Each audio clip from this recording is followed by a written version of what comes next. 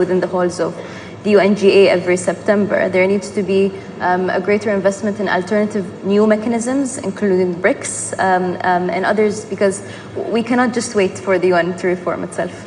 Great. Jura, you want to respond to any of the questions? So about the AI, I think it is our responsibility as elected leaders to make sure that our society are resilient to external manipulation and interference. So that means, first of all, we need to make sure that our norms, laws, and procedures are up to date to the most recent technological advance and hybrid tactics. So we have to be ready for this and to prepare ourselves. Thank you. Dominic. Just briefly on AI, I agree, net positive. But in this world of turmoil that we're living at the moment, we should recognize that there are 3 areas where we, irrespective of everything else, need to work together. One is global health, second is climate change, and the third is AI. We need guardrails. We need some principles that unites everyone. And we now have a process inside the UN. We have a G20 Hiroshima process. We have a series of AI security summits. We have a bilateral US-China dialogue, at least we had one. I don't know if it's still ongoing. And we need to bring all of this together at some point in time into some sort of guardrail framework that applies to all of us, in order to be able to use all of the net positive that's going to be there. Thank you. Thank you to our panelists. Thank you for the audience. I now hand you back to the organizers, who will take us into the rest of the program.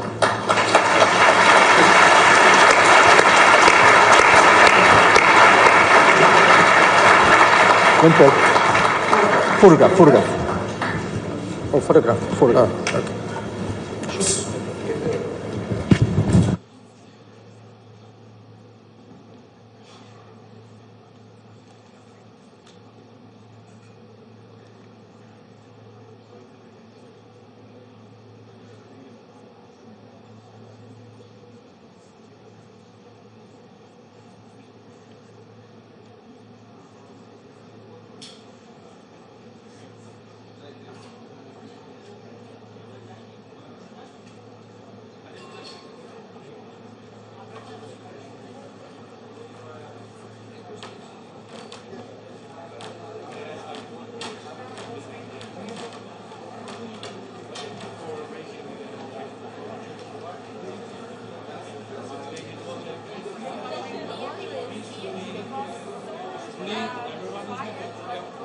But the case of Kosovo is very sensitive for us. Yeah.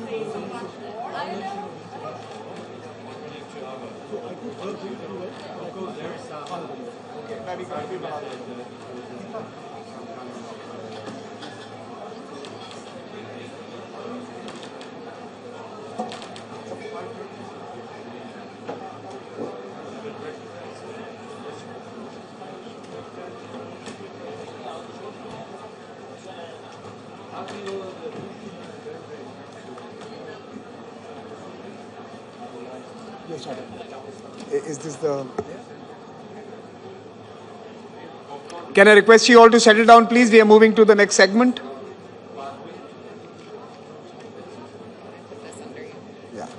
Yeah.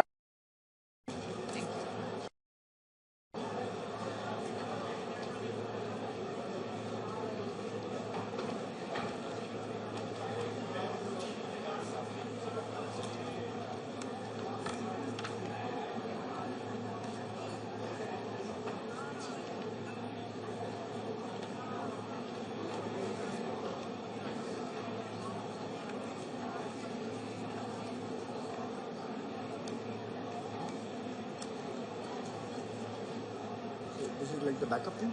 Yeah, just in case. You gotta have the backup thing.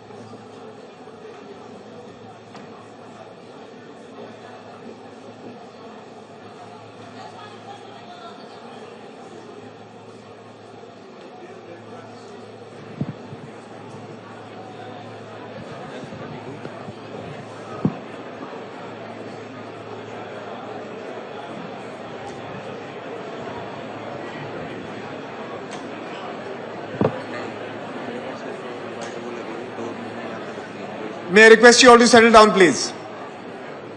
And may I request my colleagues to close the doors?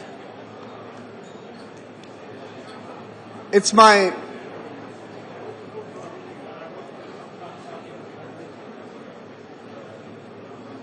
the gentleman here in the front, can I request you to settle down? Right here, please. Please sit down.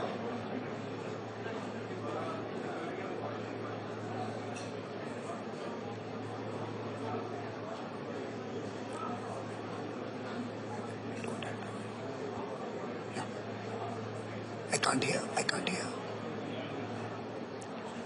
Ladies and gentlemen, Shashi, this is not your conference.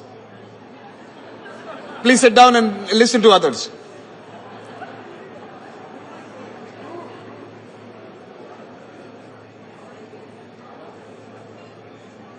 Ladies and gentlemen, it is my pleasure to introduce our speaker this morning, who will... 1 minute? Okay. Sorry, it's a false start.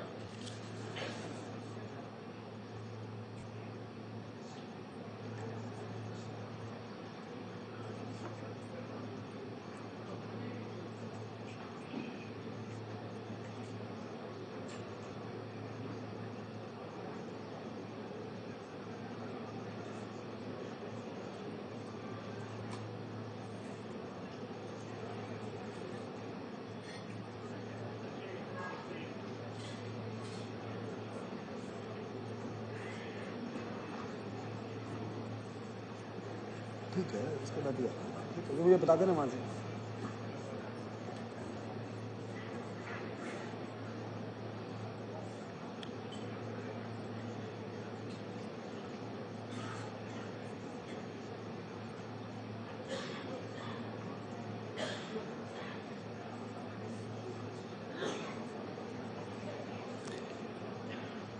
It's my pleasure to introduce the next speaker and participant who will first speak to us and then join me for a conversation.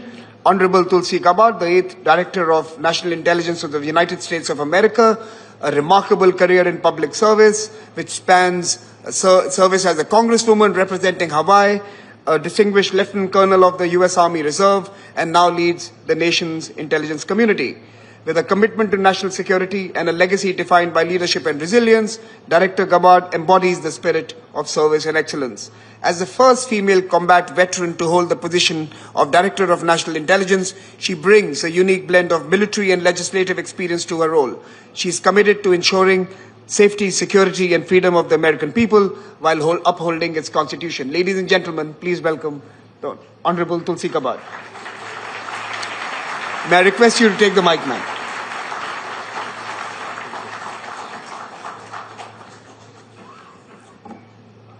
Good morning. Aloha, namaste, Jai Shri Krishna. Thank you so much, Samir, for your kind introduction. He is running a very tight ship here. I want to thank all of you for making the time to come and join us this morning as we kick off this day of critical and constructive dialogue. It's great for me to be back here in India. It's been too long, but it's always such a wonderful and warm experience knowing the rich history of this country and the vibrant democracy that really serves as the foundation for the special bond that has long existed between our two countries. I wanted to start our conversation today by greeting you with aloha and namaste, because contrary to popular belief, these words are not just greetings. They actually both have very deep, spiritual, powerful meaning that for me personally have been at the core and heart of my life, and are what I hope will inspire meaningful dialogue and conversations here at Raisina. When we greet each other with aloha and namaste, what it really means is I'm coming to you and greeting you with respect. It is a recognition of the eternal, divine spirit that exists within each of our hearts. And it's a reminder that we are all connected, that we are all children of God, regardless of our race or religion, ethnicity, politics, our background, where we come from, our status in society. By greeting us in this manner, we are opening the door to have a much more meaningful and deeper exchange that gets past the divisiveness and the partisanship that too often poisons the conversations that we have. It's a critical reminder that what we share in common is far more powerful than that which sets us apart. It's great to be back here in India, and I especially want to thank Prime Minister Modi for the invitation to come here, to get together with new friends, to greet old friends here from across the Indo-Pacific region and from around the world. I leave right after our dialogue here to head back to Washington, D.C., but it's been a constructive few days where I've been engaging with our Indian counterparts, working to continue to build off of the momentum that was created by President Trump and Prime Minister Modi's joint statement issued in Washington, D.C. after their Oval Office meeting. The partnership between our two countries has been strong for decades, and under the leadership of two great leaders and true great friends, President Trump and Prime Minister Modi, and rooted in our shared values of peace and freedom, security and prosperity, I'm confident that this partnership and friendship between our two nations and our leaders will continue to grow and strengthen. I'm grateful to be here with all of you because these gatherings are so important, because they give us the opportunity to come together and actually engage in direct dialogue and conversation around some of the most timely and pressing issues that face us all. The theme of this conference couldn't be better: people, peace, and planet, highlighting these fundamental aspirations that unite us. It's the foundation that prosperity, security, and freedom rest. If we are not at peace, we cannot be truly prosperous, secure, or free. And so today, our actions, our dialogue, the reaffirmation of our commitments to these principles, to one another and our partnerships, and our shared vision for the future provide us with the opportunity to build more meaningful relationships and work together as we leave this conference towards the interests of the people, to protect our planet and to further the cause of peace. I'm a child of the Pacific. I was born and raised, first born in American Samoa, raised in Hawaii. I've spent a lot of time throughout my life traveling throughout the Indo-Pacific and working in many different countries. So I'm very familiar with the rich and beautiful cultures, the kindness and hospitality that I've experienced everywhere I've gone, and the rich history within each country that leads to a better understanding of the nuance and complexities that exist within these countries, but also within the relationships in the region. It's a vast and critical region that's not just a geographic space. It is the geopolitical center of gravity for the 21st century. So ensuring peace and stability here is essential to our collective security, our objective of economic prosperity, and our ability to work together to take on the great challenges of our time. And we must tackle these challenges together. Our ability to do so as nations, as leaders, as people, is critical towards achieving our collective goals. Unfortunately, we live in a time where war and conflict is being waged on many fronts around the world. The Bulletin of Atomic Scientists, founded in 1945 by Albert Einstein and Oppenheimer, has declared the doomsday clock to be 89 seconds to midnight, closer to the brink of nuclear catastrophe than ever before. So your focus again on peace, people, and planet is timely. It is times like this that call on leaders to stand up for these interests that affect us all and will affect generations who will follow. Unfortunately, as we've seen throughout history, simply calling for peace too often invokes attacks and smears. Perfect example is during President Trump's recent campaign for the presidency. He made it a pillar of his campaign to share his commitment to peace and to bring his leadership towards bringing about an end to the Russia-Ukraine war, to stop the killing, to prevent this risk of World War III and nuclear war. And for this commitment, he was attacked relentlessly, not only by his political opponents and legacy media in our own country, but even by those abroad. Despite these attacks and smear campaigns, the American people voted overwhelmingly for him to return to the White House and delivered a very clear message and mandate for peace, which he is carrying out as we gather here today. Now, these goals cannot be achieved by any one person or one nation alone. Our ability to make progress toward a peaceful, secure, free, and prosperous society must be done together, and it begins with us. Now, I want to share with you a few excerpts from one of the most powerful speeches that I've heard in my life that was delivered by President John F. Kennedy at American University in 1963 on this topic of peace. He said, quote, "First, we must examine our attitude toward peace itself. Too many of us think it is impossible. Too many think it is unreal. But that is a dangerous defeatist belief. It leads to the conclusion that war is inevitable, that mankind is doomed, that we are gripped by forces that we cannot control. We need not accept that view. Our problems are man-made, therefore they can be solved by man." President Kennedy goes on to say, "Man's reason and spirit have often solved the seemingly unsolvable, and we believe they can do it again." He says, "I am not referring to the absolute infinite concept of peace and goodwill of which some fantasies and fanatics dream. Let us focus instead on a more practical and attainable peace, based on a series of concrete actions and effective agreements which are in the interest of all concerned. There is no single simple key to this peace, no grand or magic formula to be adopted by one or two powers. Genuine peace must be the product of many nations, the sum of many acts. It must be dynamic, not static, changing to meet the challenge of each new generation. With such a peace, there will still be quarrels and conflicting interests, as there are within families and nations. World peace, like community peace, does not require that each man love his neighbor. It requires only that they live together in mutual tolerance, submitting their disputes to a just and peaceful settlement." He closed by saying, "So let us persevere. Peace need not be impracticable, and war need not be inevitable. By defining our goal more clearly, by making it seem more manageable and less remote, we can help all people to see it, to draw hope from it, and to move irresistibly toward it."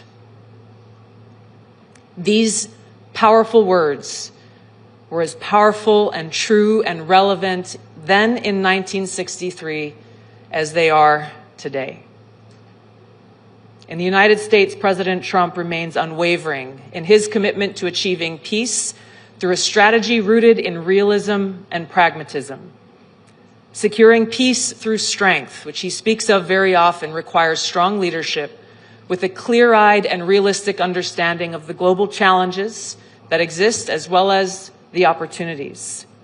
It requires a commitment to fostering cultural and economic ties that reduce the likelihood of an escalation to conflict, and a dedication towards reinforcing our mutual interests. It requires leaders have the courage to engage directly with both friends and adversaries alike, to increase understanding, to resolve differences, and to work to prevent an escalation to conflict. It requires leaders who are not afraid to speak an inconvenient or unpopular truth, and who ask the tough questions, who challenge the established view or, quote unquote, the way things have always been done, to spark what may be hard but necessary conversations about the realities we face and the best way forward to advance our mutual cause of peace, freedom, security, and prosperity. So just as President Trump is committed to America first, putting the safety, security, and freedom of the American people at the forefront of his policies and his decisions, Prime Minister Modi is committed to India first. Prime Minister Luxon is committed to New Zealand first. This is the expectation of any leader's commitment to their people, to serve them, to put their interests at the forefront of their decisions. But this should not be misunderstood to mean that America first is America alone. The relationships that we build together are critical to advance our mutual interests. And it's why gatherings like this here at Raisina are so important, because it brings us together here, people from over 120 countries around the world, providing us a platform where heads of state, ministers, directors, leaders in business and nonprofits and strategic think tanks can actually come together in that spirit of aloha for robust dialogue and debate that will help us increase our understanding of one another. It is our shared values that will continue to shape the future of our partnerships and the world. And while we represent our own sovereign nations with unique perspectives and unique interests, by working together honestly, transparently, and strategically, we can ensure a more peaceful, free, secure, and prosperous future for our people and the world. Thank you so much. Aloha. Jai Shri Krishna. Namaste. Thank you. Please join us.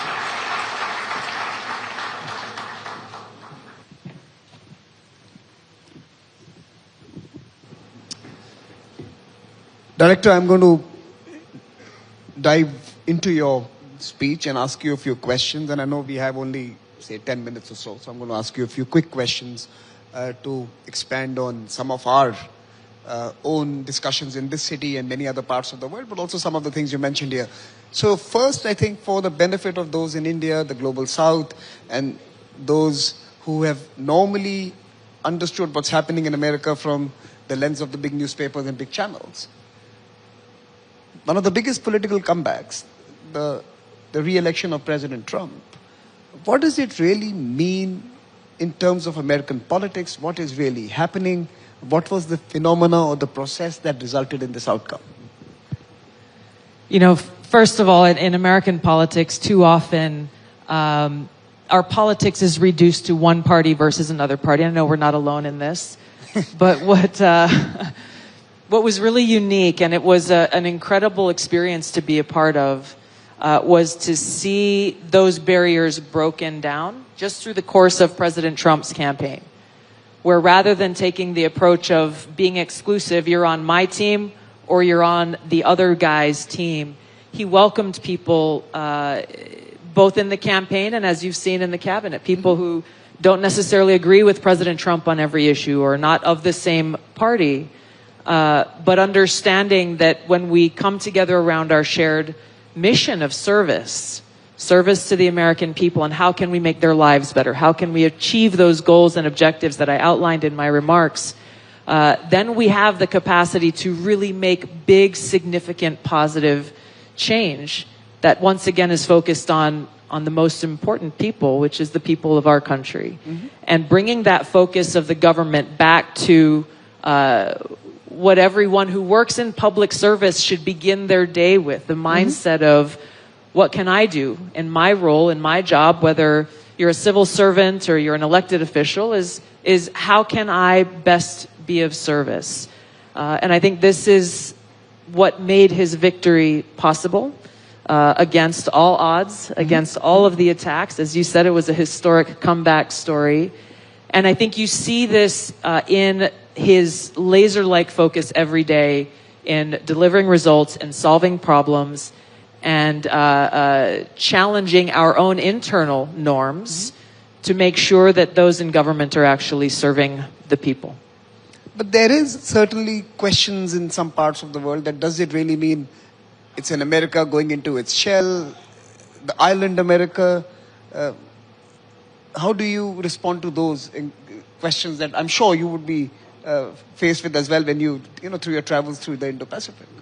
It just speaks to a lack of understanding that for us to have a president who is America first, who puts the interests of the American people first, should not at all be mistaken or concluded to be a president who doesn't understand the importance of the relationships with other countries and wherever possible to work together towards shared interests. So it's a common misconception, once again, that those who call for peace, as President Trump has, that somehow that is automatically equated to being, well, if you stand for peace, then you must be an isolationist. Nothing could be further from the truth. And that accusation actually speaks to a deeper misunderstanding or a wrong assumption, which is that the only way to engage with other countries must be through some form of conflict or warfare. So it's a positive thing for us in the United States, and I believe for President Trump's leadership in the world, to build those relationships and looking at other means of resolving conflict, and really truly being a president who wants his legacy to be one of being a peacemaker and a unifier. And how are your allies responding to this? You know, he has, I think even before he was sworn in on his inauguration day, he had called leaders from, 72 different countries within the first week of having won the election. He continues to engage in a very constructive and productive way with many leaders across Europe, for example, as these ongoing negotiations are occurring to bring about an end to the Russia-Ukraine war. So the warnings that were delivered very loudly within our own media that somehow President Trump would be shunned and that no one would be interested in working with him, the absolute opposite has proven true. So on that particular point, in the first term of President Trump, we saw the re-energization of the Quad. We saw a new energy in the India-US partnership. And to be fair, all presidents have contributed to this relationship that has evolved over the last 20 years. But he certainly changed, in some sense, the strategic direction of the partnership. What should the thinkers and the watchers expect in the second term? The India-US relationship, the evolution of the Quad, where is it headed? The Indo-Pacific, more specifically. You know, for President Trump and Prime Minister Modi, I think what we saw, again, with Prime Minister Modi's early visit to Washington was a reconnection of two old friends who, over the years that President Trump was not in office, continued to build upon that friendship.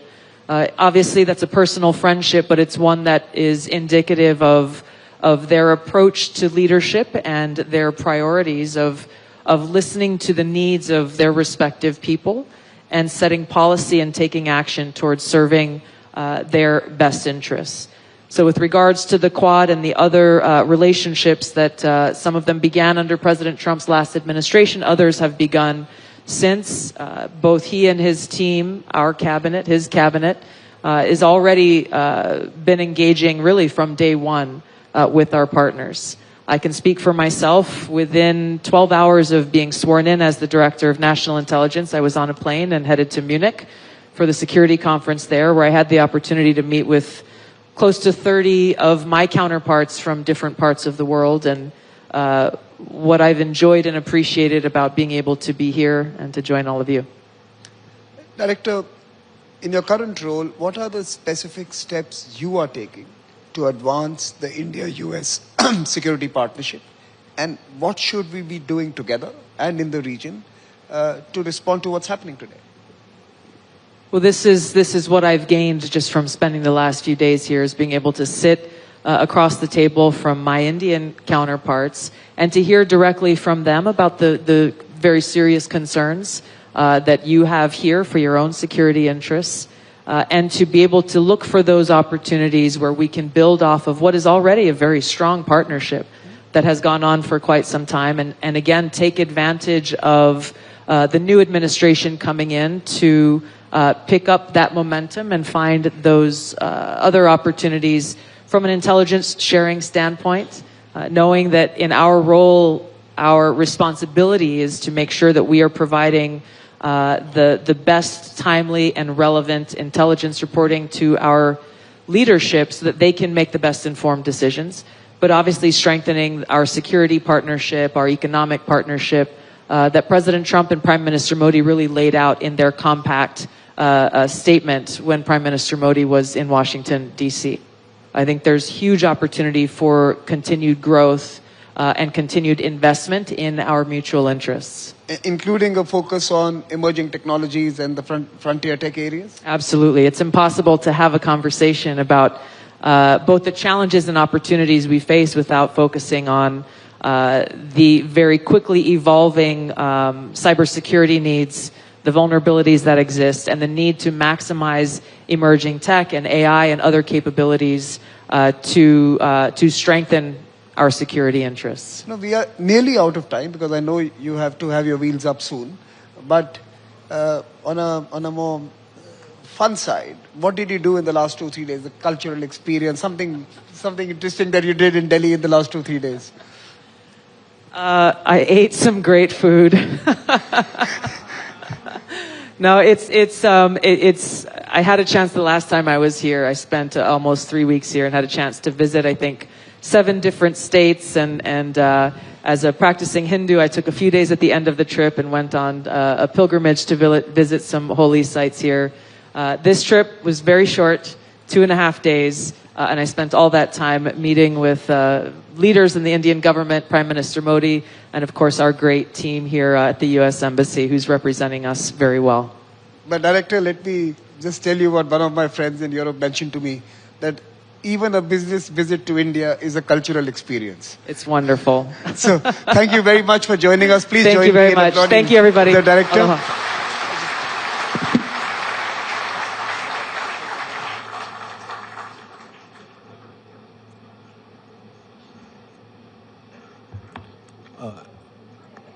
If I could request everyone to please remain seated.